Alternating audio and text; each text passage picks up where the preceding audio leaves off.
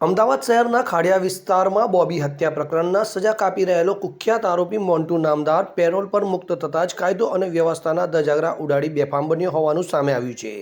Parole પર બહાર આવતાની સાથે જ આ આરોપીએ પોતાના ઘર પાસે દારૂના નશામાં ધમાલ મચાવી જાહેર રોડ ઉપર ફટાકડા ફોડી કલાકો સુધી ટ્રાફિક જામ કરી દીધો હતો અને એટલું જ નહીં, તેણે આ હત્યાકાંડના મૂળ ફરિયાદીને જાહેરમાં જાનથી મારી નાખવાની ધમકી પણ આપી દીધી હતી।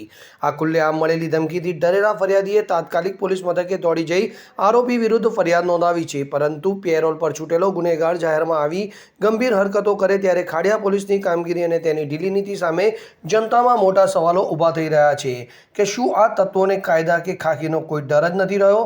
તો હવે જોવાનું એ રહેશે કે પોલીસ આ કાયદાના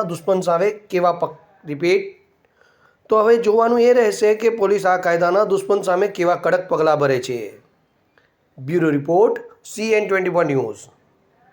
હવે જુઓ દેશ દુનિયાની તમામ ખબરો તમારી આંગળીના ટેરવે।